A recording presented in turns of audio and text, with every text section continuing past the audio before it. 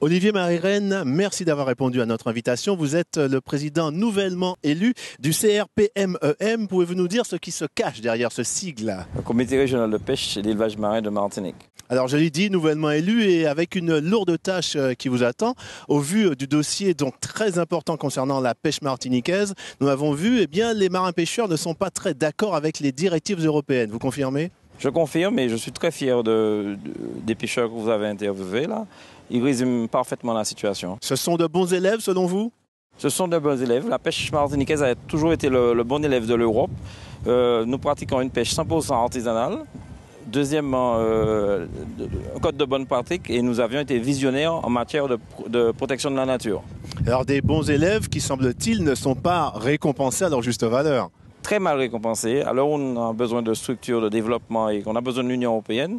Elle nous lâche. Si on reste sur un état actuel de la législation, d'une part d'outils financiers du FEAMP, le nouveau FEP, de la nouvelle politique commune de pêche, si on ne fait pas de lobbying pour essayer de réformer les choses, de changer un peu la position de l'Union européenne, les conséquences sont graves pour la pêche en Martinique. Alors parlons justement de ce lobbying. Est-ce que vous avez les moyens de ce faire? Pour l'instant, nos moyens ne sont pas très efficaces. On va essayer de se positionner et puis de booster tout le monde pour qu'on puisse dire qu'il existe en Martinique un endroit où la pêche mérite d'être défendue et que finalement, à contrario, les bons élèves sont punis. J'ai dit tout à l'heure, une lourde tâche vous attend. Parmi ces tâches, il y a celle justement de rassembler tout le monde, ce qui n'est pas chose facile dans la profession, il faut le dire, soyons clairs. Oui, mais bon, quand on est en train de mourir, on se rassemble automatiquement. La pêche, c'est dur. L'instinct de survie? L'instinct de survie, nous sommes dans une situation d'instinct de survie. Le litre aujourd'hui de carburant est à 0,98. Alors, nous l'avons vu, il y a différentes sortes de pêche. Ce qui vous intéresse plus particulièrement, ce que vous voulez défendre plus particulièrement, si je ne me trompe, c'est la pêche côtière, les petits marins-pêcheurs, on peut le dire? Nous défendons tout le monde, petit et grand. C'est un métier qui, en termes d'emploi, il faut tout faire pour maintenir les emplois actuels. Donc, et d'en créer. C'est une nécessité pour le secteur de la pêche en Martinique.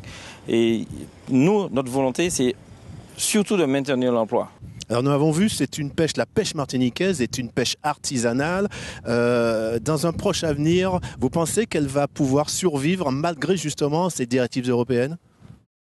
Vous savez, dire qu'elle va survivre, l'avenir va nous le dire. Est-ce qu'il y a une visibilité de 10 ans? Je ne pense pas. Selon vous, il est peut-être déjà trop tard? Pas trop tard. Aujourd'hui, je pense qu'il faut qu'on lance une dynamique au niveau des réflexions. Il est important que le Martiniquais, que tous ceux qui représentent la Martinique, dans toutes les instances, les élus, tout le monde prenne conscience que le pêcheur martiniquais, c'est un des rares à pouvoir donner des produits de très bonne qualité. Aujourd'hui, nous avons des produits à forte valeur ajoutée à un prix social.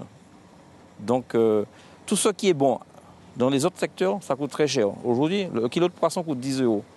Donc aujourd'hui, un kilo de poisson en métropole, lorsqu'il a la même qualité que la nôtre, vous allez le retrouver aux alentours de 20-25 €.